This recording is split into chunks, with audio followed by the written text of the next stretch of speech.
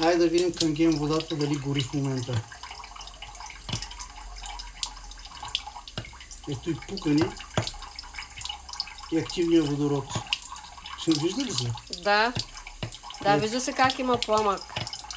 Така, другото, което ще направя, ще напълня от тая вода за пиене и от тая така по-малко. Ще напълня. Сега ще я спра и нека да видим тук какво ще излезе, като сложим капките на pH. Това си е мъртвата. Която излезе жълта е мъртвата. Даже ето и тук тук може да се види. Да. Мъртвата.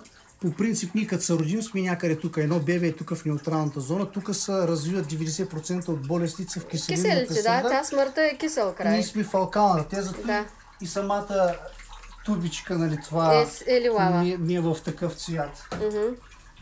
Ето и сега сме ги пълнили водата току-що. И гледайте, само няколко капки ще сложа тук. Вижте какво излиза в жълто. Гледайте, тук в лилаво излиза. Какво означава, че това е мъртвата, където се изтичат хлор, флор, тежки метали, мъртвата вода, която е все едно, както да не се извинявам, само цептия правят такава вода по принцип. Мъртва вода, където е дестилирана и я наливаме в колите, в акумулаторите на колите. Тя няма никакви минерали вътре и когато цептер пиеш при такава мъртва вода, тялото ти иска калци и ако като не може от водата да я получи, започва да го изсмуква от костите. Да, зато е опасно. А пък ето я канген водата, която си е супер.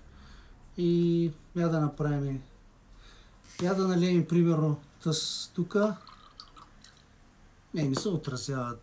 Промени се цвета малко. Да. Но ако тук сега ще ви сложа малко спрайт да видите какво ще стане. Само за една секунда. Как ще гледайте сега.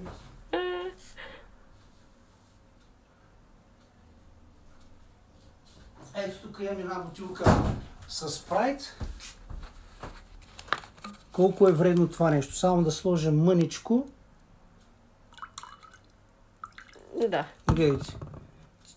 Средата, дори да сме в алкалната среда, да сме яли хубаво, само малко спрайт да вземем и пак идваме в киселата среда, се връщаме тук.